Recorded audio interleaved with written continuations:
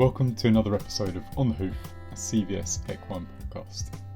I'm Ian Bellis, one of the vets at Equicall dedicated equine out of hours service. One of our main drives at Equicall has been to reduce working hours for equine vets and in doing so hopefully improve their well-being. Today's focus is on mental health and I'm pleased to be joined by Danny Chambers and Rosie Allister. Danny is one of the Equicall team and is also a Vetlife trustee.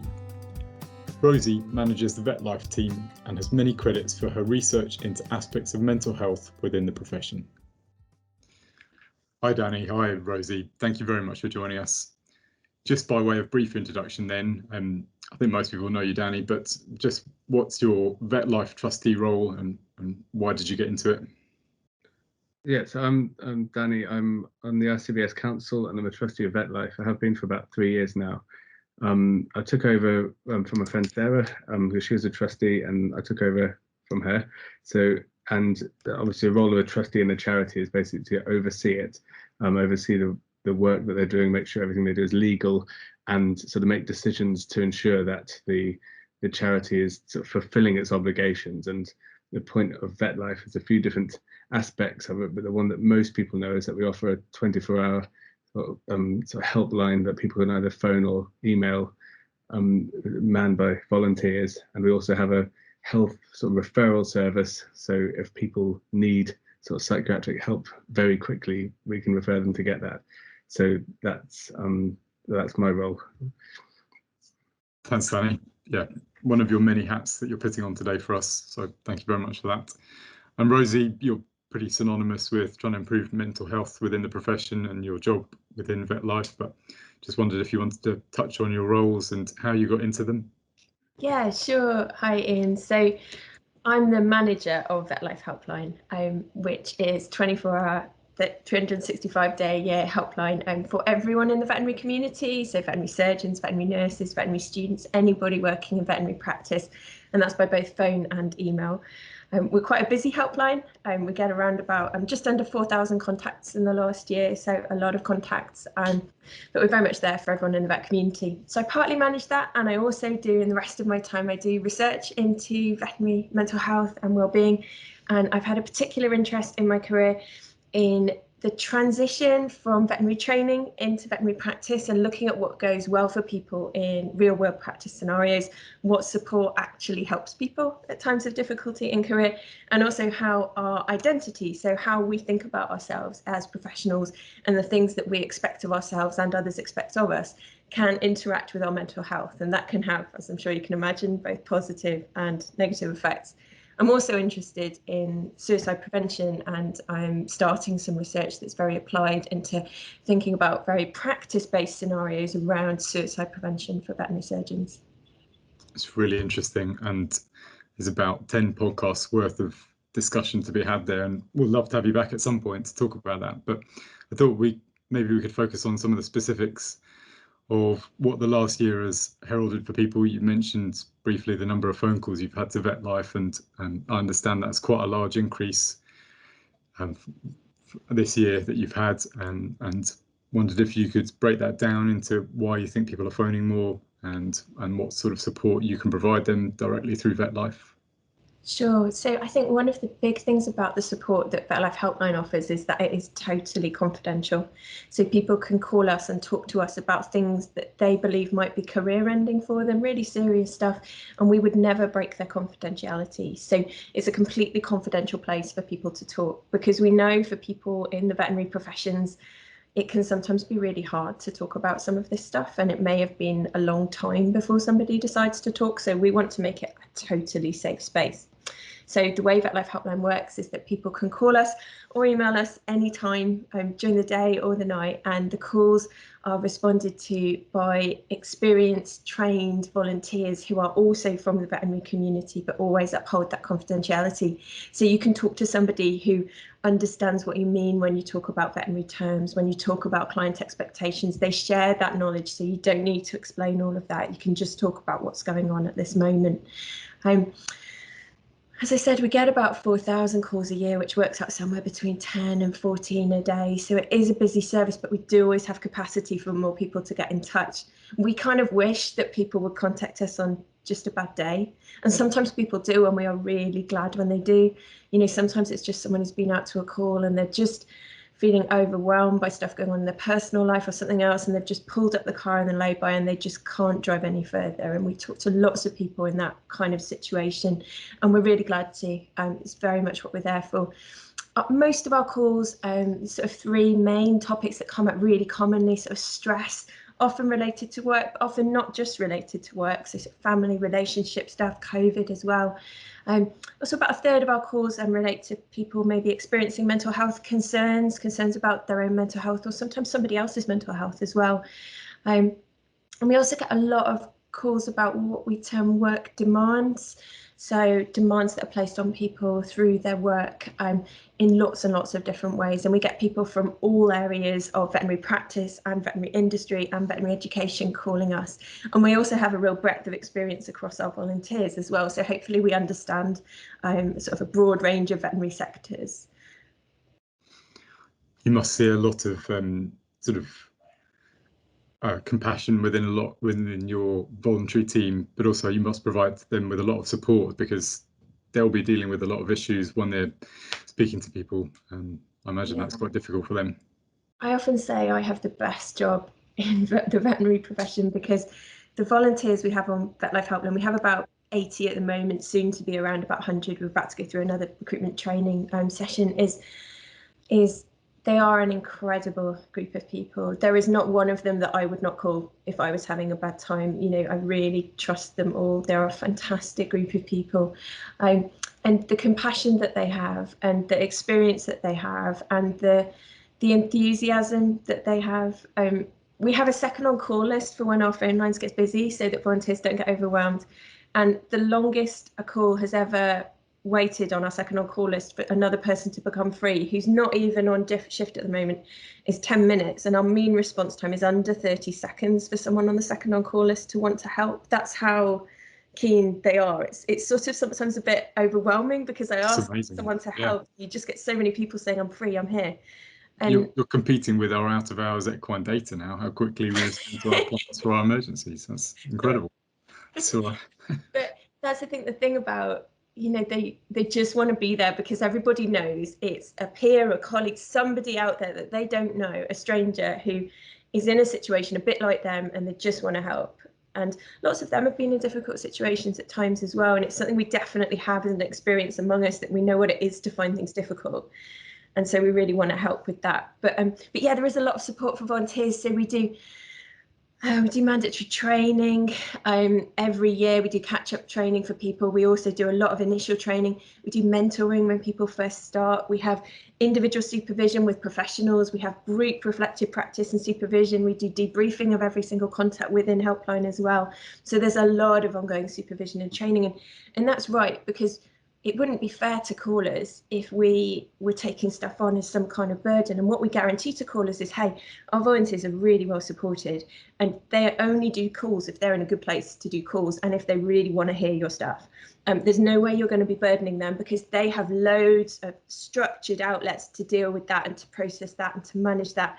And that's why they find it rewarding, hopefully, and want to do it. So I don't want people sort of thinking about maybe calling, thinking, oh, I'm going to be burdening somebody with my stuff, because it's actually the opposite, that they want to do it, they're choosing to do it in their free time. So I think another thing that's really important is not only are they trained volunteers, but they are all sort of from within the veterinary profession. So when you phone someone, you know they get what you're on about, you know, because if you phone up talking about stress of a client complaint, or just how busy it was, or a surgery that ended up okay, but you found it stressful, everyone kind of gets it. You know, it's not like speaking to a random mental health helpline where people might not understand the exact pressures that you're under as well. Right. So Danny, maybe we could just focus on some of the specifics within the equine industry of what's been particularly tricky about the last year, that maybe it's highlighted some difficulties that are already known within the industry. What are your thoughts on the troubles and difficulties? Well, I think in some ways we've been relatively fortunate in equine, in that a lot of things have carried on from a clinical point of view, sort of relatively normal compared to, you know, small animal side of things, in that we still sort of drive around, we still drive to the horses, we still have to treat them, and that's not to say there's not huge amount of sort of personal pressure and just simply living through a pandemic and the extra stress that we're meeting with the clients as well. But the general stresses of equine tend to be, a lot of time alone, a lot of time maybe feeling less supported, just because, unlike sort of small animal, you haven't got someone else with you where you can just pop out the back and have a quick word with them. You're often treating the animal right in front of the client, which as a new graduate can be quite stressful. And something I used to get a bit disheartened in was just the amount of driving I used to do. Some places I worked I was doing up to 200 miles a day on little country roads and only maybe seeing 4 or 5 horses.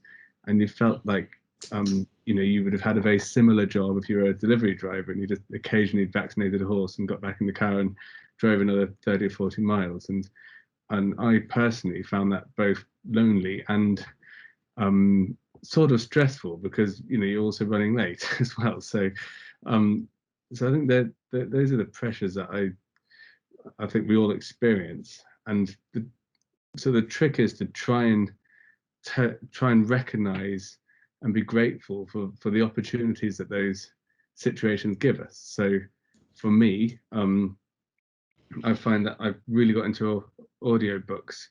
And now, because I love reading, and for quite a few years I ended up not reading because I was just so busy working all the time. And I was subscribed to Audible. I get a book a month, which is about what I get through. And I genuinely, if I've got a call that's over an hour away, I'm actually, yes, I get another chapter of my book read, and I'm getting paid by work to do something I would do in my spare time. and it's actually something I thoroughly enjoy now. I get through audiobooks and podcasts. And another thing I think that's really helped with the pandemic, especially working with Equicall, is our sort of twice weekly team meetings online. And I love those, because one of the stresses I used to find in equine practice, especially if you're working quite a small practice, when maybe 3 or 4 equine vets and people go straight from home to their calls, and you occasionally bump into each other at the clinic, but you're never in at the same time. You can actually end up going for a week really without seeing another vet properly. And you get those little questions where, if you have rounds every day or you're seeing people all the time, you just ask them what they would do, or would you give them that drug, or how much do you give of this? And none of them are questions that are worth phoning someone for. But over a period of a week, they're kind of building up until eventually you feel like you don't quite know anything well enough, and you haven't spoke to anyone about anything. And I think these online meetings, for me, make a huge difference, even though we're doing sort of sole charge working at such a difference. Yeah, I think you're right. And one of the things that I picked up from the VetLife podcast was to focus on things you can control. So do things that are within your power to change. Certainly, we know that the first lockdown provided a lot of uncertainty as to people's jobs and furlough and how they were going to carry out normal work. Thankfully, a lot of that is reduced, but there's still a lot of uncertainty about this pandemic, and there's so many unknowns that you just have to focus on what you can do and what you can do well, and that's really important to know that you can listen to a podcast or that you can have a meeting. Yeah, I think that taking control is so important, as you're saying. And there's something else you're saying, Danny, about your experience of being part of a team. And I think something that gets really misunderstood in the concept of being resilient at work is people situate resilience in individuals. And resilience doesn't actually sit very well in individuals when you test it. It actually sits much more strongly in the bonds between people. So resilience is about a team and how strong your team is and how good your supports are, because being able to bounce back after difficulty is much more about how you can access support, the kinds of supports that you have, knowing that people are going to have your back, knowing the other people you work with have integrity and they're there for you and you have those avenues. So thinking about resilience sometimes as a team quality, not just an individual quality, can be really helpful in identifying things that help. And I think one of the challenges in COVID for lots of people with their increased distancing has been those kind of informal interactions that we have in the workplace are actually some of the strongest things for our mental health at work. It's not always necessarily counselling or professional help. Sometimes it's what we call sort of horizontal peer-based supports or vertical supports from immediate line managers, those conversations, sometimes those supportive bits of kind of banter or debriefing or just letting, having a bit of a rant about something. And I think during COVID, a lot of our interactions have become more transactional. You kind of have to book an appointment to speak to somebody, and it tends to be a bit more circumscribed. And so one of the things that I've been trying to do along with some other peers is to have just really short conversations through the day, just 3 minutes, when you're driving or something on the hands-free, just talk about what's been going on. Just talk about nothing, just like you would if you kind of passed each other at work, or that kind of just being in touch with other people in an informal way can make it so much easier to then message them if something's going a bit wrong, or give them a call, because you're talking quite frequently. And they don't have to be long calls at all. Just 3 minutes is fine. So it's thinking in sort of creative ways, which is hard when we're all a bit exhausted and fatigued by trying to manage online and distant interactions, but trying to do creative things that aren't long in terms of time, but just are very real in terms of the connection that you have. I think as well what you say about teams is phenomenally important. And a personal example for me was I won't name the practices because everyone knows everyone here, but I was locuming for a long time, the best part of a year in one practice, and I don't think I had a single client complaint in an entire year. And I moved on to the next practice the following week. And at the end of my first week, I think I had 6 complaints, and I was the same person doing the same job and sort of treating people the same way. But the entire sort of process from, how the clients manage from the first contact with the receptionist to the expectations of timings and whether you're going to be late or not, and, stupid things like, I say stupid, but they're very meaningful when it comes to complaints. But, like whether the clients expect horses to be sedated for dentals or not, or whether the dental price doubles when you sedate it. And I always think that if my first job had been in that first practice, where I hadn't had a complaint in a year, I think I'm an amazing vet. I'm just brilliant. I'm cut out for this. Everyone loves me. And if my first job had been in the other practice where you're getting complaint after more than one a day, you'd be thinking, I've just got to quit this profession. It's just terrible. I'm not for this. And I think I can't emphasize enough how the entire practice structure and even you just adapting to the team, and how it works, and with the receptionist, so things work for you is as much as your personal resilience, like you say. Rosie, we were touching on briefly before the podcast, there's a lot of buzzwords within mental health, but the more recent one that's been flagged up to me and something that's come out from the pandemic is the idea of moral injury. I wonder if you could just explain that a little bit. Yeah, sure. So moral injury has been described in various papers for healthcare workers as being the signature injury of the COVID-19 pandemic. And it has been described in previous epidemics for healthcare workers where they faced really challenging conditions at work. It's an idea that comes from primarily military environments, but there's another idea that's similar called moral distress that comes from nursing, both of which have crossover with elements of veterinary work, and both of which are important. So moral injury is the distress somebody experiences when circumstances clash with their moral or ethical code. So by your training, by your own values, by your own morals, by your own ethics, you have a sense of what you should do in any particular situation.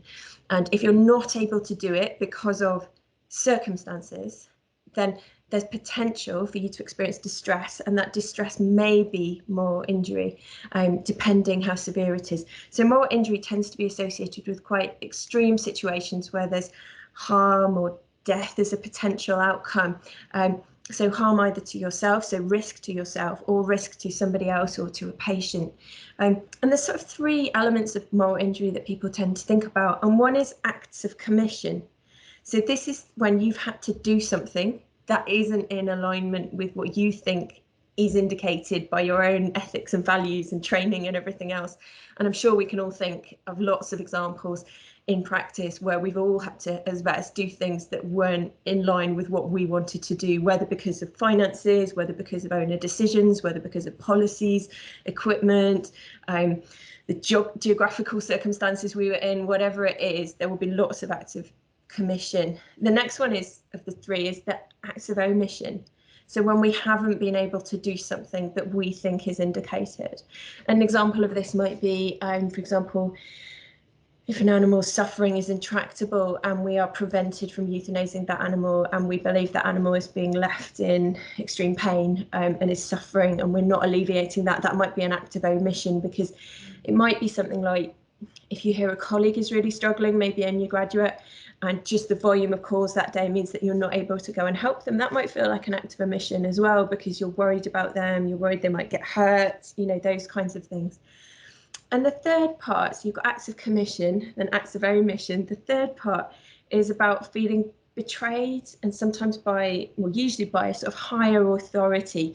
So maybe a government or an organizer or an institution or a workplace or or the yard or something that you're not in control of, that's sort of higher than you in the hierarchy. So this might be having to work in unsafe conditions, being expected to work in unsafe conditions, or forcing you to choose between poor care or risking your own health and safety, which again is something that I think a lot of us can identify from practice, from our own experiences. There have been times when you've either had the choice of, well, there may be poor care, or I might have to do something that's dangerous to me. And it's not always clear that there is an alternative in the immediate situations we're presented with. And sometimes it's, even if there is, it's difficult to navigate those. And so those kinds of situations can lead to moral injury as well, which is that distress of, hey, I knew what I should have done and I couldn't do it. And I think the restrictions of the pandemic have made this much more common in healthcare. So there's been lots of different examples talked about in healthcare, but we've seen more examples of it in veterinary medicine as well. So whether it's not being able to involve clients in the way that we would in different situations, whether it's not being able to give animals full treatment, whether it's clients no longer having funds to pay for ongoing conditions or animals no longer being needed, lots and lots of different situations that we might find ourselves in a situation that could lead to moral injury. Great, thanks, Rosie. I wonder if both of you could just touch on your thoughts on the little ditty, "It's okay not to be okay," and what you take from it. And how you work with that a little bit. I know it's quite a big vet life tag, certainly quite a hard-hitting one. It's almost ironic to me, because whilst it's okay not to be okay, when you're not okay, it certainly doesn't feel okay. It feels pretty crap. But it's just, yeah, what does that mean to you, and how can we move forward with that? Okay, I think you're right, Ian. I think that thing about "it's okay" is a bit weird, isn't it? Because the last thing you feel when you feel alone or frightened or anxious or depressed or desperate is okay. But I think what the okay means there, from another's perspective, is around acceptance and around empathy and around non-judgment, that you're safe to come into our vet life space with whatever it is that's going on. And it might be to do with vet, it might be to do with relationships, it might be to do with mental or physical health, it might be to do with something completely different. And whatever it is, it's okay to bring it to us. And we won't be shocked by it, we won't be angry, we won't judge you, we will listen and we will explore with you what options you have for what you can do. So I think that's what the "it's okay" bit means to me. And it also has another sort of extension of the meaning for me, which is around a lot of the research that I've done. So I did research with vet students that I think it was one of the things that really inspired me to keep going in this work a long time ago, was that working with vet students and seeing, even among vet students, even before people get out into practice, there are a lot of attitudes around mental health. So feeling that if you talked about mental health problems, people might judge you. Also feeling that there's no point telling anyone about mental health concerns because nobody can help. So like a real passivity. And those things, you know, the passivity isn't evidence. There are things that can help, but a sort of hopelessness that people can get stuck in. And I think sometimes that's because in our industry, people sometimes find it so hard to ask for help. And there are reasons why it's harder, but it means they're on their own with them and they don't get that perspective. And when you're not well, it can feel like there's no hope. And what you need is for someone else to hold on to that for you until things become okay again. And we can be like a little part of that. So for me, it's partly about saying to people, it's okay to get in touch, but it's also about this thing that I found in the doctoral research I did, where I followed people out into practice, because one of the things that I was interested in was, at what point do people feel like they become a vet? Which might seem a bit of a weird question to do with well-being, but bear with me. So I was interested in this sense of veterinary identity and what it means to be a real vet, as people say. And that was very closely linked with high status elements of clinical work, which probably won't be a surprise. But the point at which people felt they became a vet wasn't when they passed finals, wasn't when they graduated, wasn't when they signed the register, wasn't actually when they started working. It was when they started doing certain sort of sentinel clinical procedures completely alone and unsupported, usually in very difficult conditions. So there was this element of not just independence, but isolation. So you have to be isolated, you have to be alone, and you have to be completely self-reliant. And actually it's not clinically that safe to be a sort of an island in that way, but also psychologically, it's not how to be resilient, it's not how to be supported, it's not how to get through difficult things that practice throws at us all of the time and life throws at us. And so I think for me, it's okay to not be okay is partly about just starting to like give people permission to question that. Like, does being a real vet mean doing everything totally on my own and never needing help? Or actually, is it a very human, very normal thing to need some help? And does actually me needing help give others permission to need help? And if we all did that, would we be better off? And we probably would be. So it's kind of a permission thing for me as well. Absolutely. The best vet in the world still needs someone to tell them that they're doing okay, or someone to share their thoughts with. Absolutely. What about you, Danny? What do you take from the phrase? Yeah, it's a little sort of hashtag that gets used a lot, and I think for me it's just a way of expressing that, you know, when you say it's okay not to be okay, it sort of means it's just normal. You know, so many of us will experience mental health issues throughout our lifetime at some point in our life, and in particular in the veterinary profession with the specific and extreme pressures that we work under, and in particular when there's we're trying to do this in the wake of a pandemic as well, and all the uncertainty that involves around that. You know, I'd sort of turn it around and go, it'd be a bit weird if you were okay all the time, because we can't program to be happy all of the time. It doesn't work, does it? But one thing I would say, and someone I've found really interesting, is Jim Carrey. He's suffered a lot of depression, and he's been on antidepressants in the past as well, and he's quite open about it. And I read a little quote from him the other day, and it's a lot about, you know, the things that are under our control that you touched on before, Ian, that we can do to help us, you know, with good mental health. And Jim Carrey said, you know, I do believe depression is legitimate and it's real, but I also believe that if you don't exercise, eat nutritious food, get sunlight, get enough sleep, consume positive material, surround yourself with support, then you aren't even giving yourself a fighting chance. And it's so easy within a high pressure veterinary job to end up not having the time or the energy to exercise, eat well, socialize, keep those meaningful relationships up.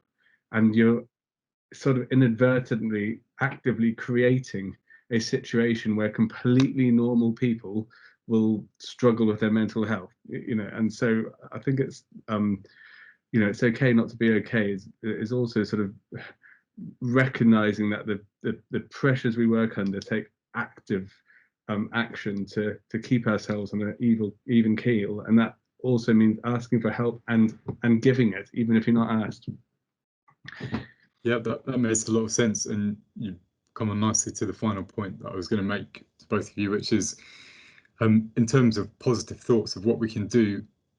Sometimes I feel a bit bad about, you know, banging on about the fact that we should all do yoga or exercise or something, because it just sounds so basic. It's such, you know, of course we should, but it's difficult because, you know, you get into a point where you're not okay and all you want to do is sit in front of the telly and just drink wine all weekend. And actually what you should be doing is making regimented time during your day, during your working day and your working week, to do little bits of something, because a weekend in front of the television actually isn't going to fix anything.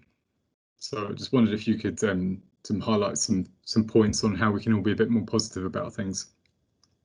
Yeah, sure. So it's a really important point you've made there, Ian, that when we start to feel a bit down, sometimes our mind sort of plays tricks on us and it wants us to do the thing that is maybe actually worst for our mental health at that point. And so sometimes if you're able to recognise that you may be wanting to withdraw and shut down a bit, it's sometimes important to find if there is a way to act against what you're feeling like you want to do. So maybe to do the opposite thing. So if you want, what you want to do is just, like you say, collapse in front of the TV? Maybe is there a way you could get out just for 20 minutes just to do something a little bit different? So trying to support that sort of positive mental well-being, and you'll know what it is that works for you. We all do, and we all have slightly different things, and giving yourself permission that, hey, you know, if exercise really doesn't work that well for me, you know, like running, maybe it's walking, maybe it's being out with a dog or a horse or on my bike, whatever it is, just something that makes you feel a little bit better. So that support for positive well-being is really important. But I also think at the moment, this year has been so hard for everybody. As Danny was saying, it's actually pretty normal to be feeling anxious right now.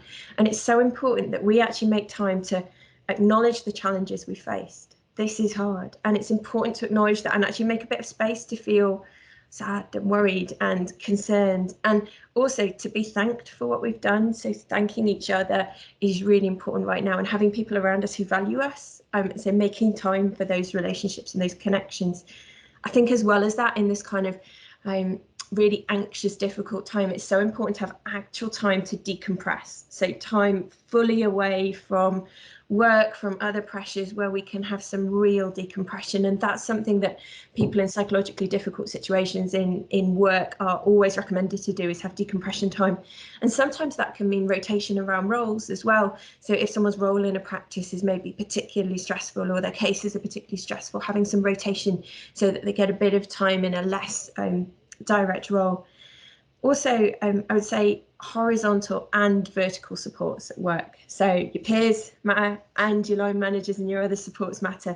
So working on both of those. And I often talk about knowing who's on your support bench. So have people on your support bench who you don't hesitate to go to if you're in difficulty, who you can just reach out to and you don't need to think twice. So cultivate that support bench and be there for them as well, because that's an incredible resource to them, for them to know that you'll come to them and they can just reciprocate and come right back to you. And that's incredibly strong friendships if you can have those.